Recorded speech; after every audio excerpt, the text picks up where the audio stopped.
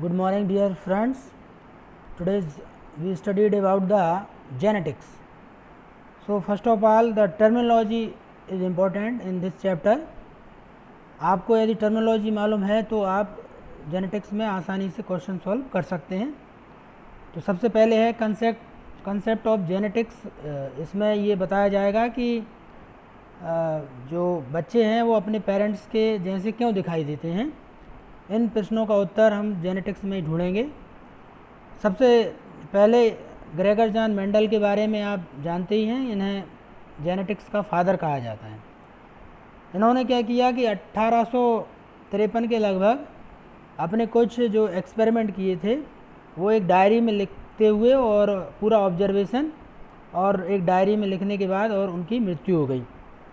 बाद में उनकी मृत्यु के 100 साल बाद 3 वैज्ञानिक कार्ल कोरेंस, डीब्रीज और वॉन सेरमॉक अलग अलग जगह पर उन्हीं निष्कर्षों पर पहुंचे प्रयोग करते करते जिन पर मेंडल 100 साल पहले पहुंच चुके थे। इसलिए उन्होंने ही मेंडल को फादर ऑफ जेनेटिक्स से सम्मानित किया। मेंडल के कंसेप्ट की रीडिस्कवरी हुई जिसमें नई नई चीज़ों को जोड़ा गया जो मेंडल के समय में ज्ञात नहीं थी। तो जो T.H. मॉर्गन है उनको हम फादर ऑफ मॉडर्न जेनेटिक्स कहते हैं। तो मॉडर्न ब्रांचेज ऑफ जेनेटिक्स भी आई। अभी वर्तमान में पूरा काम जो है ह्यूमन जीनोम प्रोजेक्ट के अंदर सभी लोगों का, पूरे पॉपुलेशन का, वर्ल्ड पॉपुलेशन का एक जीनोम तैयार किया जा रहा है, जिसके अंतर्गत किसी भी व्यक्ति के क्रोमोसोम में जो इन्फॉर्मेशन है उसको कंप्यूटराइज्ड किया गया है। तो ये एक नई ब्रांच बायोलॉजी की आ गई है जिसे बायो इन्फॉर्मेटिक्स कहते हैं और इसमें निश्चित ही बच्चों का भविष्य उज्ज्वल है बायो इन्फॉर्मेटिक्स में। सो टर्मिनोलॉजी इन जेनेटिक्स में हम सबसे पहले बात करते हैं जीन। जीन जो है वो डीएनए का एक छोटा सा टुकड़ा होता है जिसके अंदर इन्फॉर्मेशन भरी रहती है। So gene is the segment of chromosome which contain information and gene carry information from one generation to next generation. दूसरी चीज़ इसमें आती है कि एलील क्या होते हैं। तो एक ही जीन के दो रूप हो सकते हैं, वो एक जैसे भी हो सकते हैं और अलग अलग भी हो सकते हैं। यदि आप कहें कैपिटल टी तो ये भी एलील है और कैपिटल टी और स्मॉल टी ये भी एलील है और स्मॉल टी ये भी एलील है। So the contrasting character of a gene are called allele. ये दोनों एक जैसे हैं तो होमोजाइगस कहेंगे इनको, और यदि अलग अलग हैं तो ये कैपिटल टी स्मॉल टी जो है वो हेट्रोजाइगस कहलाते हैं। तो आप एलील समझ गए होंगे। कैपिटल यानी पेयर ऑफ जीन, ये एलील कहलाता है। ये पेयर कैपिटल भी हो सकती है, स्मॉल भी हो सकती है, और एक कैपिटल और एक स्मॉल टी भी हो सकती है। तो ये एलील है। इसके बाद आता है कि डोमिनेंट क्या होता है और रेसेसिव क्या होता है। तो आपने ये जान लेना है कि जो कैपिटल टी से शो हो रहा है वो डोमिनेंट करेक्टर रहता है और जो स्मॉल टी से शो हो रहा है वो रेसेसिव करेक्टर है। कैपिटल टी जो है वो टॉलनेस को शो कर रहा है। देखिए समाज में भी, और आप भी देखते होंगे, जब भी हम कोई वस्तु सामान खरीदने जाते हैं तो हम अच्छी क्वालिटी की चीज़ देखते हैं। जैसे आलू के बारे में बात करें तो आलू आप छांटेंगे तो अच्छे बड़े आलू होना चाहिए, उनमें कीड़े नहीं हों, हरे रंग के नहीं हों। तो ऐसे आलू क्या कहलाएंगे? डोमिनेंट कहलाएंगे। और जो छोटे साइज़ के हैं और जिनमें ग्रीन कलर की जो स्ट्रिप है या कोई रोग लगा हुआ है, ख़राब हो रहे हैं, तो वो रेसेसिव कहलाते हैं। जेनेटिक्स में हम कहेंगे कि those character which are shown in first generation are called dominant character and recessive character are suppressed by these dominant characters. So this is the term dominant and recessive, you know very well. Next आता है कि genotype and phenotype क्या होते हैं। तो देखिए जो external appearance रहता है किसी भी व्यक्ति का, रूप, रंग, आकार, बाहर से वो कैसा दिखाई दे रहा है, वो उसका फिनोटाइप कहलाता है। एक्सटर्नल, बाहर से देखने पर हाइट अच्छी है, बाल भी उसके अच्छे घुंघराले हैं और स्किन का कलर भी बहुत फेयर है, तो आप कह सकते हैं कि ये अच्छी पर्सनालिटी है। लेकिन जब आप बात करेंगे और बात करने में पता चला कि वो तो तोतला है, उसको तो सही से अक्षर भी बोलना नहीं आते, तो इसका मतलब उसका जीनोटाइप गड़बड़ है। तो those character which are not shown physically, और जो फीचर हमको दिखाई नहीं देते वो जीनोटाइप रहते हैं। तो जीनोटाइप का पता तो जब चलता है जब हम उससे व्यक्ति से बात करते हैं, उसके बारे में जानते हैं। ठीक है, कुछ कुछ चीज़ें हमें आधार कार्ड से ही पता चल जाती हैं जीनोटाइप के बारे में, भाई उसका नाम क्या है, कहाँ तक पढ़ा हुआ है, पता कौन सा है। तो थोड़ा सा हम व्यवहारिक नॉलेज तो ले सकते हैं, लेकिन असली जो करेक्टर रहते हैं वो जीनोटाइप यानी जीन के अंदर रहते हैं और वो दिखाई नहीं देते। जो करेक्टर दिखाई देते हैं उन्हें फिनोटाइप कहते हैं। फिर अगली टर्म है इसमें होमोजाइगस और हेट्रोजाइगस। जैसे आपसे कहा गया कि यदि कैपिटल टी है तो ये होमोजाइगस कंडीशन कहलाएगी, एक जैसे जीन। और यदि एक कैपिटल टी है और एक स्मॉल टी है तो हेट्रोजाइगस कंडीशन कहलाएगी। One is dominant and other is recessive. अब बात आती है हाइब्रिडाइजेशन। यदि दो पीढ़ियों के बीच आपने क्रॉस कराया, दो अलग अलग पौधे हैं उनके बीच क्रॉस करा रहे हैं, और क्रॉस कराने के बाद कोई भी रिजल्ट आपके सामने आता है मान लो, तो ये जो रिजल्ट है ये कहलाएगा हाइब्रिड।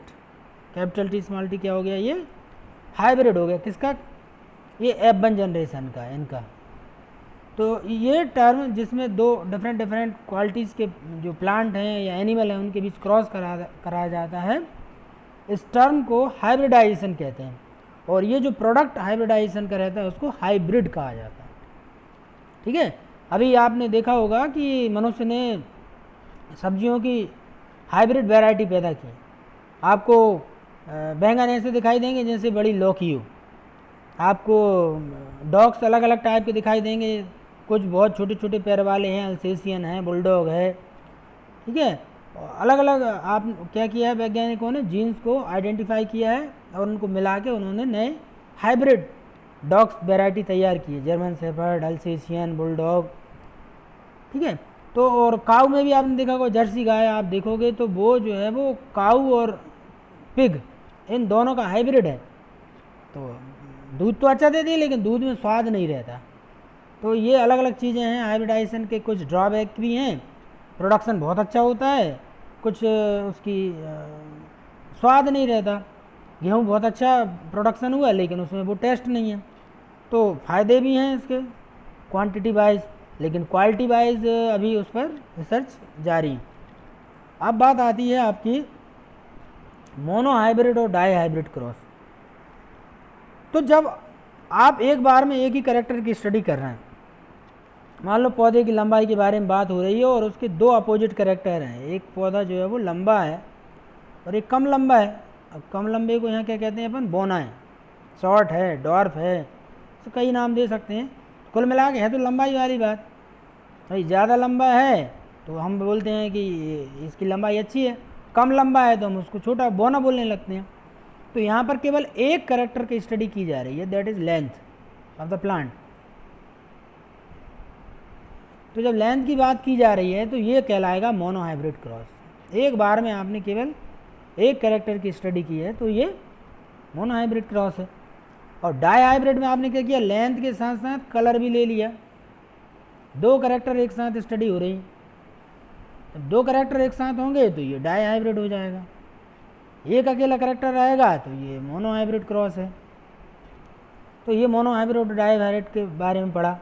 अब फिर अगली टर्म आई F1 और F2 जनरेशन क्या है। तो देखिए ये आपने क्रॉस करा रहे हैं कैपिटल टी का स्मॉल टी के साथ। तो ये जो रहते हैं ये पेरेंट्स हैं, ये पेरेंट्स जो हैं इनके बीच क्रॉस जब होगा तो जो जनरेशन बनेगी वो F1 जनरेशन कहलाएगी, first generation, that is capital T small T. अब आपने क्या किया, इनके बीच सेल्फ क्रॉस करा दिया। कैपिटल टी स्मॉल टी का cross capital T small T के साथ कराया तो आपने देखा यहाँ कैपिटल टी बन गया, एक कैपिटल टी स्मॉल टी बन गया, एक और कैपिटल टी स्मॉल टी बन गया और एक स्मॉल टी बन गया। तो F1 के बीच जब क्रॉस करा रहे हैं F1 और F1 के बीच तो आपको F2 में 4 मिल रहे हैं। ये जो है ये कहलाता है F2 जनरेशन। इसके बाद बात आ रही है टेस्ट क्रॉस और बैक क्रॉस की। टेस्ट क्रॉस और बैक क्रॉस क्या होता है, ये आपकी F1 जनरेशन थी, ठीक है, ये आपकी F1 जनरेशन थी। कैपिटल टी और स्मॉल टी के बीच क्रॉस कराया तो जो जनरेशन पहली बनी वो कैपिटल टी स्मॉल टी बनी। अब यदि इसका क्रॉस इसके पेरेंट से कराते हैं बैक, तो ये क्या कहलाता है? बैक क्रॉस कहलाता है। ये भी कौन सा है? Back cross. यानी वापस अपने पेरेंट्स के साथ जब क्रॉस कराते हैं तो ये बैक क्रॉस कहलाएगा। तो फिर टेस्ट क्रॉस क्या है? बैक क्रॉस का ये टाइप है टेस्ट क्रॉस, जब पेरेंट्स रेसेसिव हों। रेसेसिव पेरेंट के साथ जब क्रॉस कराया जाता है तो ऐसे बैक क्रॉस को ही टेस्ट क्रॉस कहते हैं। ठीक है, तो ये कुछ टर्मिनोलॉजी थी, आपको अच्छी लगी होगी, इसको याद रखना है। इसके बारे में हम आगे भी और स्टडी करेंगे। ठीक है, थैंक यू।